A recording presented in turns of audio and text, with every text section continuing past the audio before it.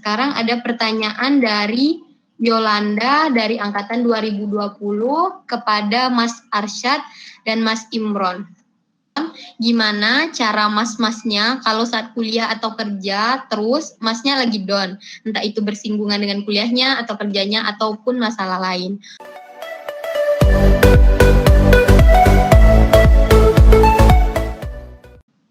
Baik, terima kasih.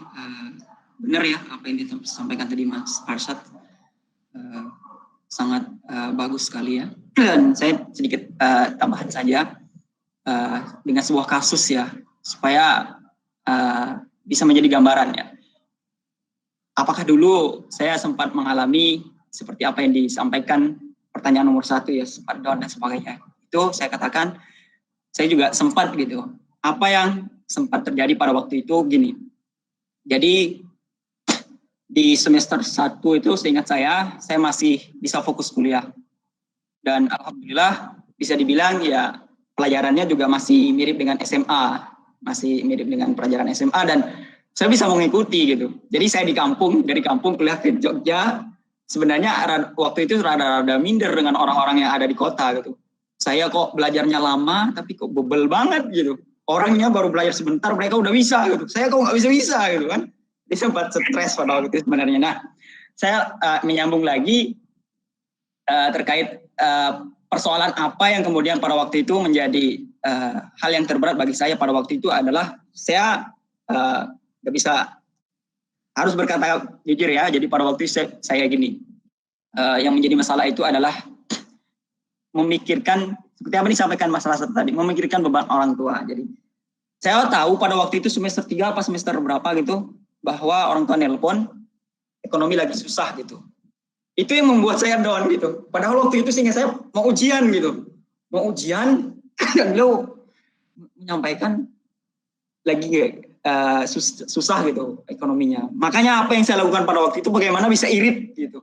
Bisa irit dan mencoba untuk mendapat penghasilan gitu. Saya mencari solusi, fokus kepada solusi. Ketika ada suatu masalah maka apa solusinya gitu. Jadi saya fokus kepada solusi, tidak kemudian terlalu lama memikirkan masalah tersebut. Apa yang harus saya lakukan? Waktu itu saya diajak Mas Saka, kalau nggak salah, saya lupa, Mas Saka untuk jualan di kantin kejujuran. Saya jualan.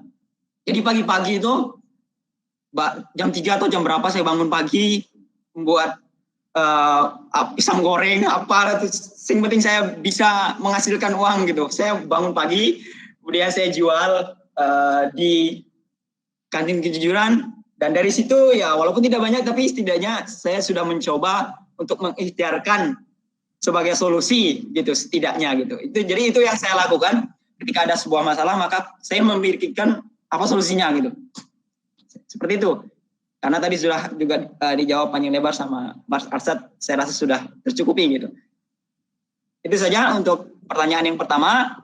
Kemudian yang kedua, apa saya langsung jawab?